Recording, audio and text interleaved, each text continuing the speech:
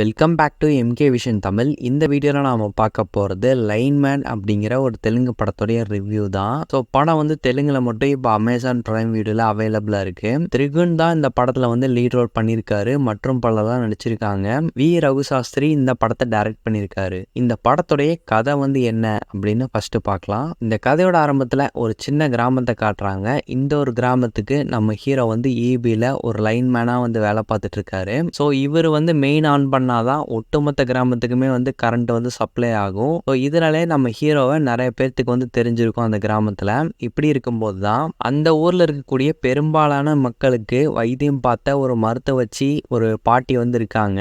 So அந்த மருத்துவச்சி பாட்டிக்கு வந்துட்டு பார்த்தீங்கன்னா வயசு வந்து 100 நெருங்க போகுது. ஸோ இதனால நம்ம வந்து செலிப்ரேட் பண்ணணும். இந்த பாட்டி வைத்தியம் பார்த்து தான் அந்த ஊரில் வந்து நிறைய பேர்த்துக்கு பிரசவம் ஆயிருக்கு. அப்படிங்கிறதுனால அந்த ஊர் மக்கள் எல்லாருமே சேர்ந்து இந்த பிறந்த நாளை செலிப்ரேட் பண்ணலாம் அப்படின்னு சொல்லி ஒன்று கூடுறாங்க. ஸோ அதே நாள் அன்னைக்கு தான் நம்ம ஹீரோ வந்து மெயின் லைனை ஆன் பண்ணலாம் அப்படின்னு சொல்லி போகும்போது அந்த லைன் பாக்ஸில் ஒரு குருவி வந்து முட்டை போட்டிருக்கு. ஒரு 4 முட்டை வந்து போட்டிருக்கு. ஸோ இப்போ மெயின் லைனை வந்து ஆன் பண்ணால் அந்த முட்டை உடஞ்சி போய் அதில் இருக்கக்கூடிய குஞ்சுகள் எல்லாமே வந்து இறந்து போயிடும் அப்படின்னு சொல்லிட்டு நம்ம ஹீரோ வந்து மெயின் ஆன் பண்ணாமல் அப்படியே வந்துடுறாரு. அந்த ஊர் மக்கள்கிட்டே நம்ம ஹீரோ வந்து சொல்கிறாரு, இந்த மாதிரியான ஒரு பிரச்சனை வந்துருக்கு மெயின் ஆன் பண்ணால். ஸோ அந்த முட்டையிலேருந்து அந்த குருவிகள் வெளியே வந்ததுக்கு அப்புறமா மெயினை வந்து ஆன் பண்ணிக்கலாம் அப்படிங்கிற மாதிரி ஹீரோ வந்து சொல்றாரு. ஸோ அது வரைக்கும் இந்த ஊருக்கு வந்து கரண்ட் சப்ளை வந்து வராது அப்படிங்கிற மாதிரி சொல்றாரு. அந்த ஊர் மக்கள் எல்லாருமே வந்து இதுக்கு எதிர்ப்பு தெரிவிக்கிறாங்க.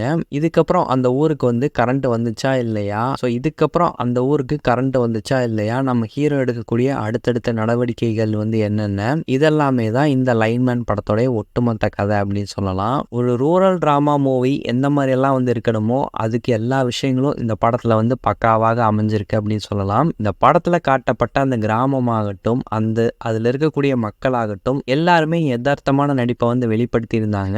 இதில் ஆக்டர் திரிகுன் மட்டும்தான் நமக்கு தெரிஞ்ச ஒரு முகமாக இருக்கும். மற்ற எல்லாருமே வந்துட்டு பார்த்தீங்கன்னா புது முகங்கள் தான் போல. ஸோ அதிகம் நமக்கு பரிச்சயம் இல்லாத முகங்களாக தான் இருக்குது. ஆனால் எல்லாருமே அவங்க நடிப்பை வந்து நீட்டாகவே கொடுத்துருந்தாங்க. 2 மணி நேரத்தில் எதை வந்து சொல்லணுமோ அதுக்கேற்ற மாதிரி இந்த படத்துடைய கதை திரைக்கதை இதெல்லாம் வந்து நீட்டாகவே அமைச்சிருந்தாங்க. ஒரு குருவி முட்டைக்காக ஒட்டுமொத்த கிராமமே கரண்ட் வசதி இல்லாமல் இருப்பாங்களா அப்படின்னு சொல்லி கேட்கும்போது அது வந்து இப்போதைக்கு அது வந்து டவுட்டு தான் அப்படிங்கிற மாதிரி வந்து இருக்கும். ஆனால் இந்த கதையின் மூலமாக ஒரு நல்ல மெசேஜை வந்து இவங்க கன்வே பண்ணியிருக்காங்க.